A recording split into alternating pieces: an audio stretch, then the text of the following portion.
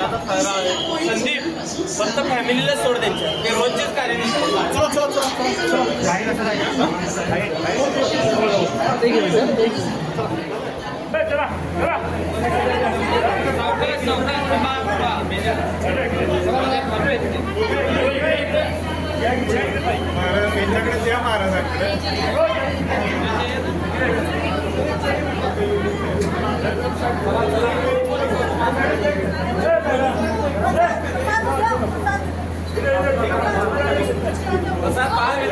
बाहर मिलता है चलो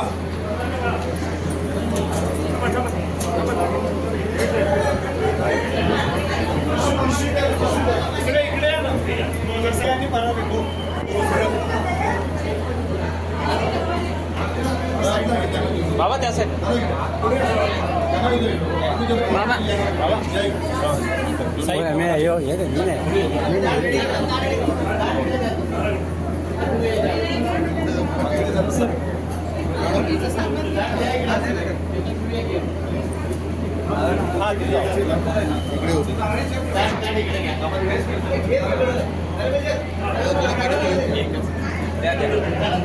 पिशवी द्या म्हणा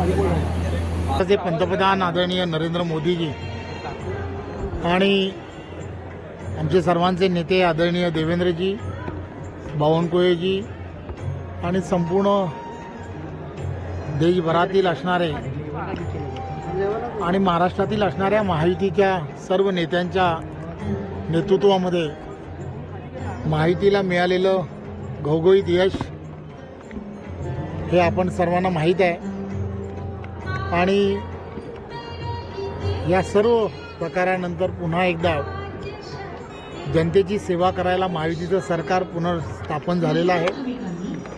जनतेची सेवा अखंड अविरतपणे अशीच चालू राहो आणि महाराष्ट्रातील सर्व जनतेला चांगलं आरोग्य लाभो।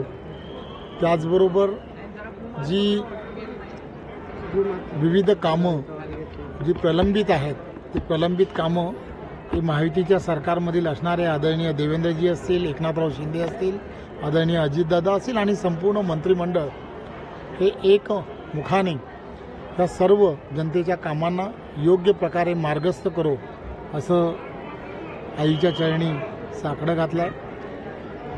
जवळजवळ मला माहीत आहे की आम्ही निवडणुकीच्या अगोदरसुद्धा या ठिकाणी येऊन हेच गाऱ्हाणं देवीला घातलं होतं आणि देवीने हे जनतेचं असणारं मागणं आहे ते पूर्ण केलं असं मला वाटतं आणि मला खात्री आहे की येणाऱ्या या संपूर्ण 5 वर्षामध्ये या भागातील असणारे, महाराष्ट्रातील असणारे अनेक प्रश्न, मग ते विजेच्या संदर्भातला असणारा प्रश्न असेल किंवा त्याचबरोबर इथे असणारे अनेक मराठवाड्यामधील असणारा पाण्याचा प्रश्न असेल, दुष्काळग्रस्त भागामध्ये असणारी पाण्याची टंचाई असेल, या सर्व गोष्टींना एक चांगलं असा उपाय हा हे महायुतीचं सरकार नेतृत्वामध्ये करेल देवेंद्रजीच्या, याची मला पूर्ण खात्री आहे। मंत्रिमंडळाचा विस्तार झालेला आपल्यावर एखादी विशेष जबाबदारी येण्याची शक्यता आहे? हे भारतीय जनता पार्टीचा कार्यकर्ता म्हणून